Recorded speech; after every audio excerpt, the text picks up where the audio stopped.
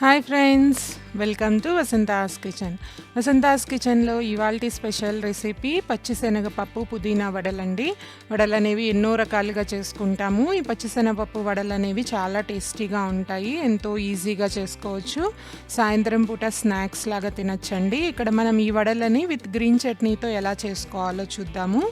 ఇంకెందుకు ఆలస్యం, ముందుగా దీనికోసం మనము పచ్చిశనగపప్పుని ఒక 2 గంటల పాటు నానబెట్టుకోవాలండి. ఇక్కడ చూస్తున్నారు కదా, 2 గంటల వరకు నానబెట్టిన పచ్చిశనగపప్పు 1 కప్పు వరకు తీసుకున్నాము. సో వీటిని ఇప్పుడు మనం మెత్తగా గ్రైండ్ చేసుకోవాలి. ఎక్సెస్ వాటర్ అనేది డ్రైన్ చేసేసి ఒక మిక్సీ జార్లోకి పచ్చిశనగపప్పుని యాడ్ చేసుకోవాలి. ఆ తర్వాత 1/2 టేబుల్ స్పూన్ వరకు ఉప్పుని యాడ్ చేసుకోవాలి. ఇందులోనే 1/2 ఇంచి అల్లం ముక్క, ఇంకా 3 పచ్చిమిర్చిని యాడ్ చేసుకోవాలి. 1 టేబుల్ స్పూన్ వరకు వాటర్ని యాడ్ చేసుకొని దీన్ని మెత్తగా గ్రైండ్ చేసుకోవాలి. చూసారు కదా, ఈ విధంగా మనం గ్రైండ్ చేసుకోవాలండి. ఇప్పుడు ఒక మిక్సింగ్ బౌల్ తీసుకొని మనం గ్రైండ్ చేసి పెట్టుకున్న బ్యాటర్ని ఇందులోకి యాడ్ చేసుకోవాలి.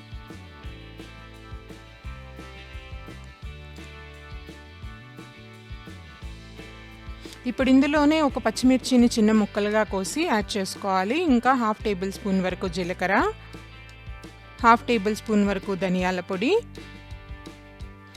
1/2 కప్పు వరకు పుదీనా ఆకులండి. ఇక్కడ చిన్న చిన్నగా కట్ చేసుకొని యాడ్ చేసుకున్నాము. ఇంకా 2 టేబుల్ స్పూన్ వరకు పచ్చిశనగపప్పు నానబెట్టుకున్నవే కొంచెం తీసి పక్కన ఉంచుకుంటే వాటిని ఇందులో యాడ్ చేసుకోవచ్చండి. అక్కడక్కడ తగులుతా బాగా టేస్టీగా ఉంటాయి. ఇప్పుడు దీన్ని మొత్తం ఒకసారి బాగా కలుపుకొని పక్కన పెట్టుకోవాలి.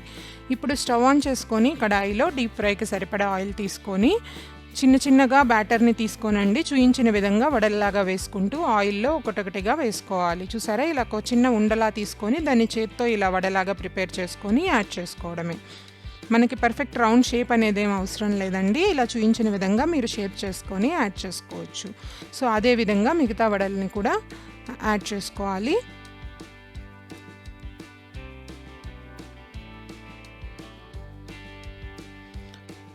ఇప్పుడు వీటిని మనం గోల్డెన్ బ్రౌన్ కలర్ వచ్చే వరకు బాగా ఫ్రై చేసుకోవాలి. మంట అనేది మీడియం ఫ్లేమ్లో పెట్టుకొని 2 వైపులా తిప్పుకుంటూ ఈవెన్గా ఫ్రై చేసుకోవాలండి. మొత్తం ప్రాసెస్ అనేది మనకి 4 నుంచి 6 నిమిషాల వరకు పడుతుంది.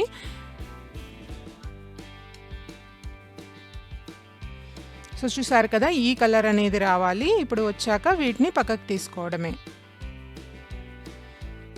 ఇప్పుడు మనం చట్నీ ఎలా ప్రిపేర్ చేసుకోవాలో చూద్దాము. దానికోసం ఒక మిక్సీ జార్ తీసుకొని ఇందులోకి కొత్తిమీర తీసుకోవాలండి. ఇక్కడ మెజర్మెంట్ అనేది ఏమిలే, హ్యాండ్ఫుల్ ఆఫ్ కొత్తిమీరని తీసుకొని టేస్ట్కి సరిపడా ఉప్పు 1/2 టీ స్పూన్ వరకు యాడ్ చేసాము. ఇంకా 1/2 టేబుల్ స్పూన్ వరకు జీలకర్ర, 3 పచ్చిమిర్చి,